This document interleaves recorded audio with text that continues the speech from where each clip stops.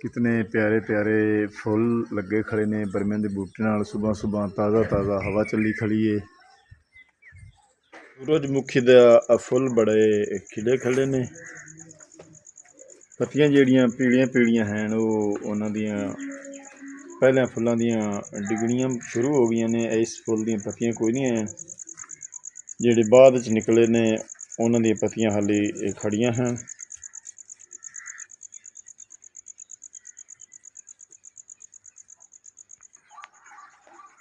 जम्मू लगने शुरू हो गए ने, देख रहे ने। बूरे तो बाद जम्मू बनना शुरू हो गया।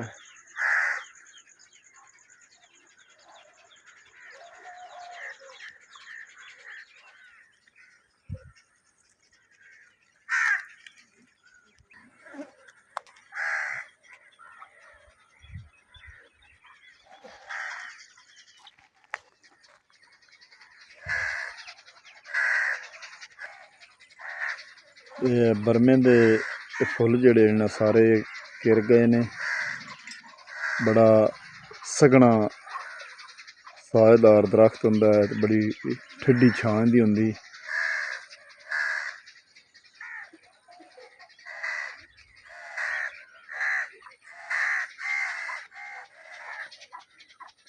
गुंबियां असीं इहनूं सदने आं दरेख नूं।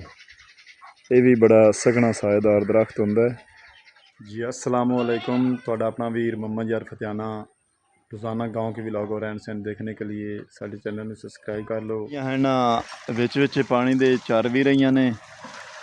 गाह बड़ा करारा हुंदा है ते कलाली नाल नाल जिहड़ी है ना नहर दे पानी दे विच ते पिछे मझां नहा भी रही ने। कुछ छोटे फल जिहड़े ने विच नहर दे बैठे ने, क्योंकि गर्मी काफ़ी सारी है ते नाल नाल रजदियां भी आउंदियां ते पानी भी पींदियां आउंदियां ते नहांदियां भी आउंदियां। ते लहंदे पंजाब दियां रावी ब्रीड दियां मझां असीं तुहानूं विखा रहे हैं। ते असीं थोड़ा जिहा अगे आ गए हैं, बस थोड़ी देर आख्या भी मोटरसाइकिल तू चला ते मैं जिहड़ा ना पिछे बवांगा। ये सड्डा है ये रावी ब्रीड मारदा तो नहीं। सड्डा तुसीं वेख रहे ने, शाह कालियां अखां ते शाह काला मत्था ते लवा सड्डा। ओहो उंदा की कसूर है, क्यों शोधी नहीं मारे जी। मां जी ने उस आख्या भी मैनू चरण नहीं पी देनी है तू, ते उन्होंने उस बजा दिता।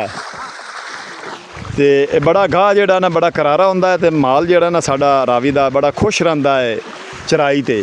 क्यों सरदार साहब ते पिछे कालियां ते भूरियां मज्जी जिहड़ियां ना चरदियां हुंदियां ने गाह बूट ते इवें ही चरदियां जासे चरदियां चरदियां जिथे सरदार साहब होरां दा डेरा है उतन ताईं मज्जी राज भी जासे ते 4 भी वाज जासे।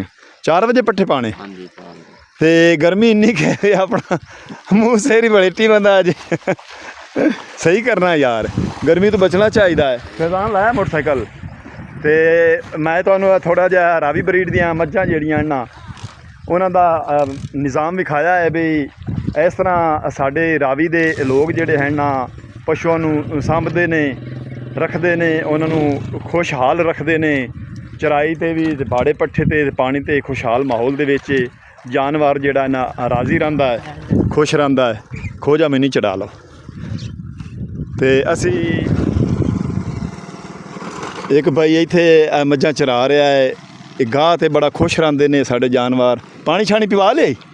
अच्छा ते इत्थे लै जानियां निक्के अगे इत्थे बाबा मस्तान नगरी है, बाबा मस्तान शाह ते उत्थे भाई होरी ये माल नूं आपदे बाग ते डारी ते रखदे ने।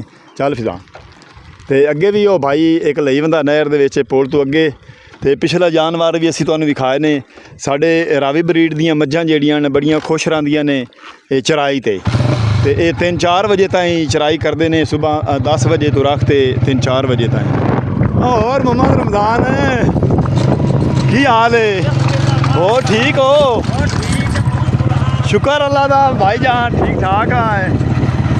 पानी नारे च आ गया तो मज्झी जिहड़ियां ना नहा के ते पी के पानी ते जिहड़ी ने भूरी कट्टी बाहर निकलो तो पत्तन बड़ा औखा है, बड़ी हिम्मत ना। बाकी दियां जेहड़ियां अगां चलियां गईयां आपदी खुरानी पट्ठियां ते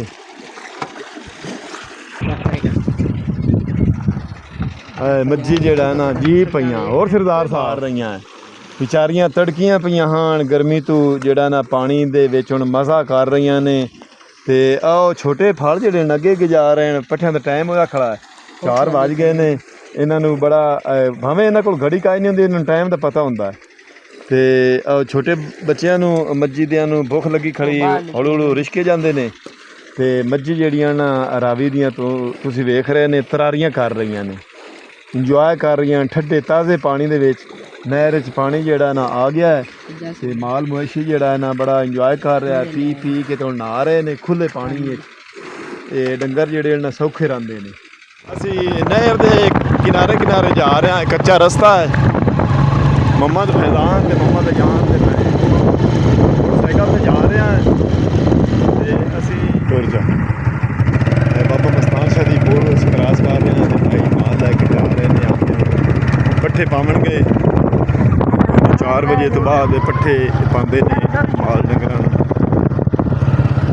ਭਾਈ ਮੱਝੀ ਲਈ ਹੁੰਦਾ ਪਾਣੀ ਪਿਆਉਣ ਵਾਸਤੇ ਉਸ ਪੱਤਣ ਤੋਂ ਮੱਝੀ ਨਾਰ ਦੇ ਵਿੱਚ ਵੜਸਣ ਤੇ 4 ਵਜੇ 5 ਵਜੇ ਜਿਹੜਾ ਚੱਲ ਅਸਾਂ ਤੇਰਾ ਕੁਛ ਨਹੀਂ ਵਿਗਾੜਿਆ, ਖਾ ਰਿਹਾ ਅਗਰ ਭਾਈ ਮੱਝੀ ਲੈ ਕੇ ਜਾ ਰਿਹਾ ਹੈ।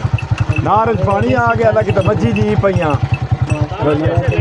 ਹਾਂ ਚੰਗਾ ਕਰਨਾ ਯਾਰ ਨਾ ਮਾਂ ਨਾਰ 'ਚ ਹੁਣ ਤਰਸੇ ਵੀ ਤੇ ਪੀਸੇ ਨਹੀਂ ਤੇ ਨਾਸੇ ਨਹੀਂ, ਇੰਜੋਏ ਕਰਸੇ। ਮੈਂ ਇੱਥੇ ਖਤਮ ਹੁਣ ਤੁਹਾਡੇ ਕੋਲ ਤੁਹਾਡਾ ਆਪਣਾ ਵੀਰ ਮੁਹੰਮਦ ਯਾਰ ਫਤਿਆਣਾ ਲੈਂਦਾ ਇਜਾਜ਼ਤ। ਆਪਣਾ ਢੇਰ ਸਾਰਾ ਖਿਆਲ ਰੱਖਣਾ ਹੈ, ਸਾਨੂੰ ਦੁਆ ਯਾਦ ਰੱਖਣਾ ਹੈ। ਕੱਲ੍ਹ ਮਿਲਾਂਗੇ ਨਵੇਂ ਵਲੋਗ ਨਾਲ, ਤਦ ਤੱਕ ਅੱਲਾ ਹਾਫਿਜ਼।